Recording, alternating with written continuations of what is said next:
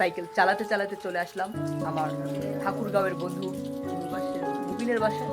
তো Mubin Thakurgaon animal rescuer টিমের একজন অ্যাক্টিভ ফাউন্ডার। তো অনেকগুলো ভালো কাজের মধ্যে একটা হচ্ছে সে এরকম অসুস্থ কুকুরের সেবা যত্ন করেন।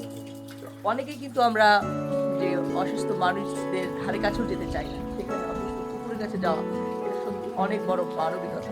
তো আপনাদের যদি একটু খুব ক্লোজলি দেখাই, তো এই যে কুকুর আমার সামনে, ও অসুস্থ। মুবিন, ওর কি হয়েছে? ও আসলে বৃষ্টিতে ভিজছিল, বুঝছো? বৃষ্টিতে ভিজে ও অসুস্থ হয়ে গেছে। বুঝতে পারছো?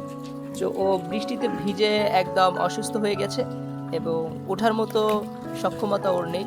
তো এই তো মুবিন ওর চিকিৎসা করছে, ওর চিকিৎসার সরঞ্জাম এবং পাশেই তো ছোট ভাই মুবিনকে হেল্প করছে। তো ও একজন এই ঠাকুরগাঁও অ্যানিমাল রেস্কিউয়ার টিমের একজন মেম্বার।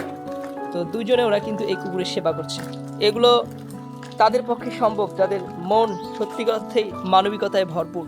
তো রাস্তার পাশে মানুষদের সেবা করার মানুষ পাওয়া যায় না, আবার অনেক এরকম অবহেলিত যে কুকুর আছে, বিভিন্ন ধরনের প্রাণী রয়েছে, এগুলো সেবা করার কোনো মানুষ নেই, রাস্তায় পড়ে থাকে, এভাবে হয়তো ধুকে ধুকে একদিন মারা যায়।